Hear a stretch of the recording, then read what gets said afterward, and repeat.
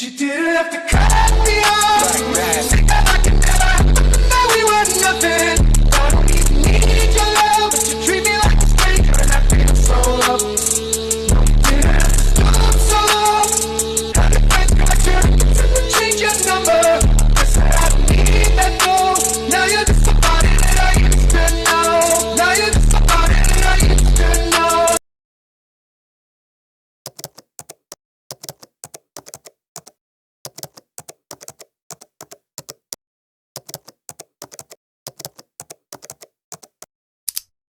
Hello listeners and viewers, welcome to the Gen Z Journal Podcast. In this 21st episode, we're diving straight into a big and another topic, the cabinet reshuffle. Why this change happening? How are people reacting from the lower middle class to the upper middle class?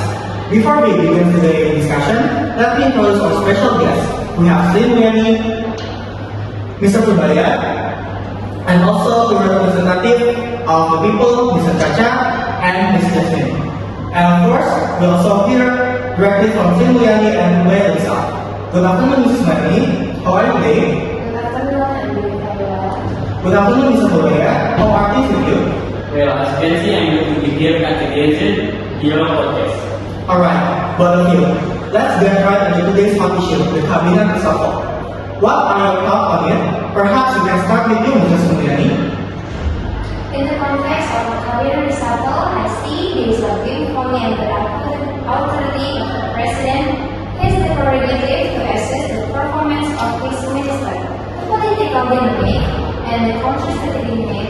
For me personally, since the beginning of my role as finance minister, my focus has been to support fiscal stability, ensure healthy, set budget, and create policies to benefit the people, whether addressing global insecurity, inflation, or maintaining economic growth.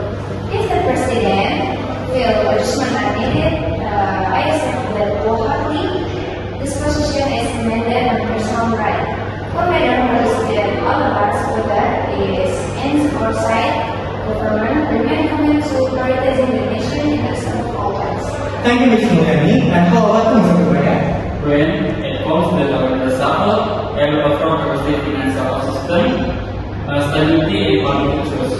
I am listened by the president to request the prime minister and to meet government more effective policy and solid and facing economy and political challenge. The deposit insurance corporation government quality of maintenance stability of banking and financial sector.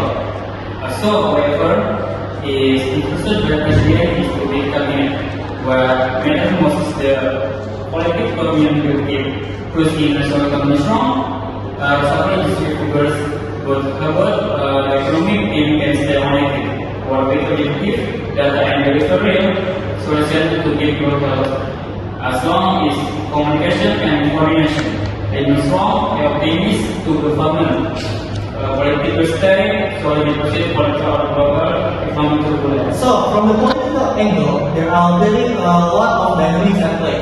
For the next question, I will turn again to Ms. Mulyani.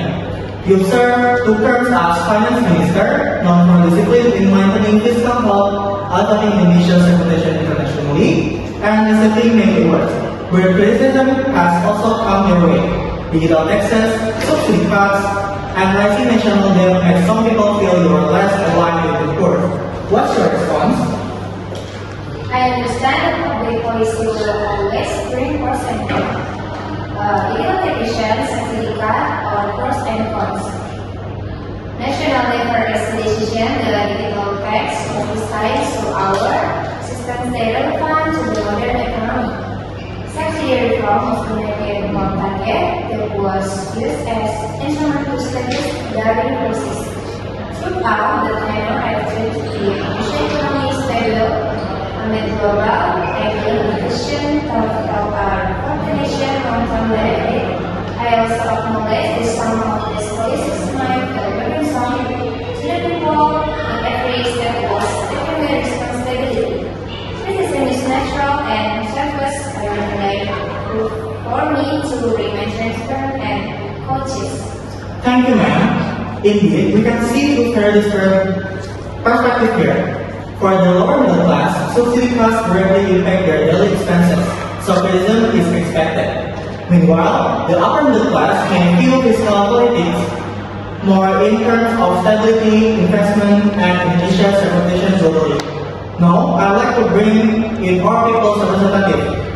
What do you think? Do these policies benefit the upper middle class more, or are they fair to the lower classes too?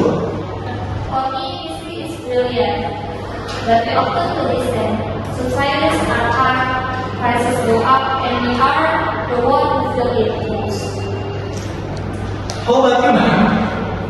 For us, regularly the market sometimes interesting, less flexible for the needs of our business. Now, after hearing from both sides, I'd like to turn to you, Mr. Dubaya. You spent many years working in fiscal and taxation fields. Many hope you can reform the tax system and strengthen state revenues.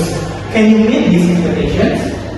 Yeah, I need to hear with this big man who will continue improve my focus to make the new system fair, so the poor, the government and state recognition encouraged to support in development. I fully understand people's expectations for the reform are high. Our hope is involved. The right says on bicycles, please be essential affordable. Sometimes it feels like you should expect us to squeeze harder while the clients get away. We want a fair system where the utility and the corporation pay the share, and ordinary people are pressured too much. Let's manage monthly and the rest go back to the people.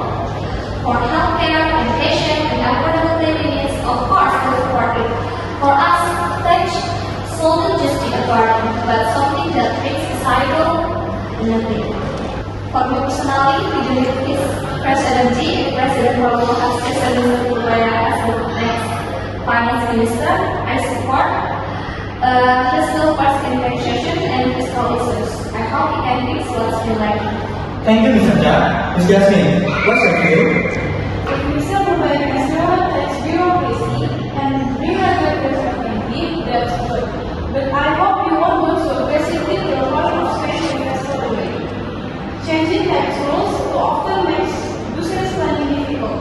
If the system becomes modern, fair, and the usage is clearly directed to the government, I believe compliance will improve. We are ready to continue on as long as the system is clean, transparent, and the benefits are to the wider society. For me personally, it's important if Mr. House is special. She is highly credible. And more removal of acceptable the market. I also hope this example is driven purely by politics. Because at the end of the day, the people bear consequence. So, here's what I get from the two perspectives. From Mr. Sercha, Tax Energy, Dubaya is seen as closer to tax and fiscal issues, could bring new ideas, reduce leakage, fix the system, and potential to be more pro-poor. And from Ms. Jasmine, Sri Mulyani is still highly credible. Her replacement might shake investor confidence.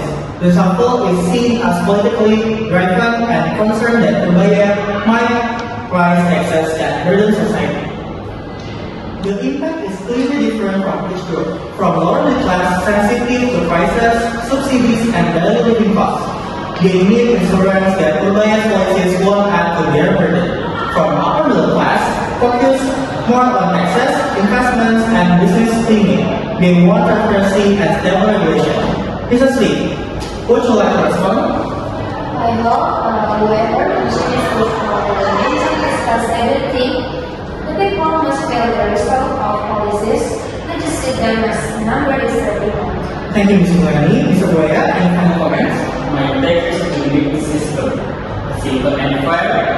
There's a small medium tool and for that I learned that people fair.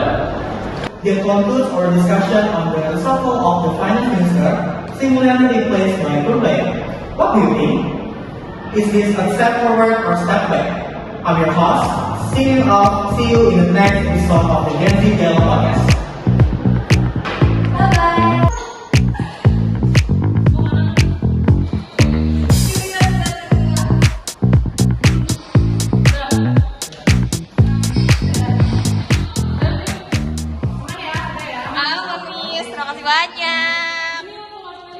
Miss Yunita di sini guys.